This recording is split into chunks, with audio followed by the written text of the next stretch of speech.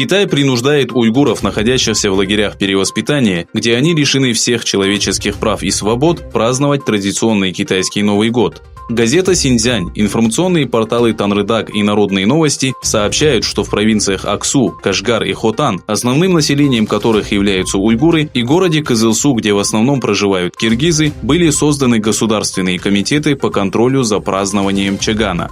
В честь праздника были организованы культурные и социальные мероприятия, в которых по принуждению властей приняли участие уйгуры и другие тюрки вместе со своими семьями. Во время празднования в адрес оккупантов звучала наглая похвала и заявление о том, что единство народов и так называемая программа родственных семей являются важным достижением коммунистической партии. Глава культурно-информационного центра Восточного Туркестана Абдуджалил Каракаш выступил с заявлением по данному вопросу. С одной стороны, Пекин продолжает репрессировать уйгуров и других тюрков, а с другой принуждает их отмечать традиционные китайские праздники и даже использует их для проверки на верность властям, подчеркнул Каракаш.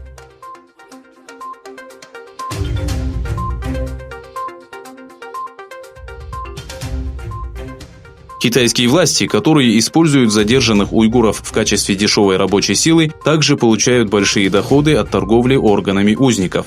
Имеются доказательства того, что Китай продает органы уйгуров богатым арабам под этикеткой «халяль».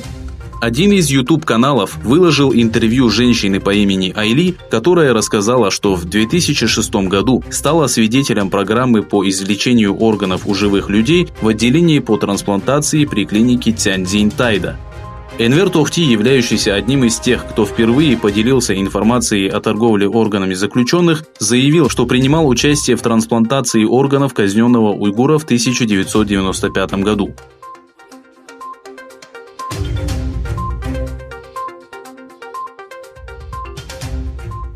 Министерство здравоохранения Турции объявило, что меры по борьбе с инфекционными заболеваниями были приняты для всех рейсов из Китая.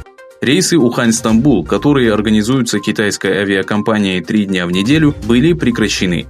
Вирус был впервые обнаружен в городе Ухань провинции Хубэй и стремительно распространился по всему миру. В письменном заявлении министерства указывается, что вчера был созван научный совет в связи с коронавирусом, впервые обнаруженным в Китае. С другой стороны, китайские ученые заявили, что смертельный вирус перешел к людям от змей. Согласно исследованию, большинство пациентов, госпитализированных в городе Ухань, являются работниками и клиентами рынка морепродуктов. Кроме этого, сообщается, что число новых случаев возросло до 830, а число смертей достигло 25. Также имеются опасения, что Коммунистическая партия Китая уничтожит сотни жителей Восточного Туркестана под предлогом заразного и смертельного вируса, так как в момент, когда было официально объявлено о распространении вируса, доподлинно известно, что самолет с 1500 китайцев из города Ухань приземлился в Урумчи.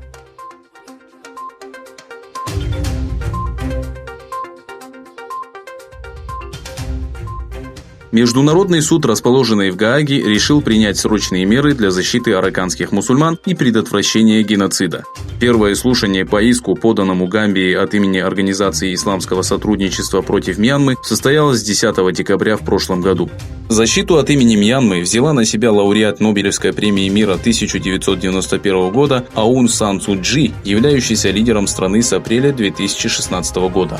Мьянма считает около 1 миллиона мусульман, проживающих в Аракане, незаконными иммигрантами, отказывает в получении гражданства и лишает элементарных человеческих прав.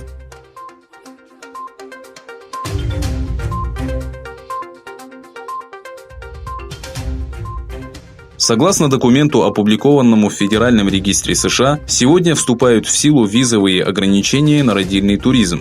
В документы Госдепартамента, регулирующие выдачу туристических виз, добавлен новый пункт, предусматривающий возможность проверки, не является ли любое лицо, подавшее заявление о выдаче визы, иммигрантом, целью путешествия которого является получение гражданства США для ребенка.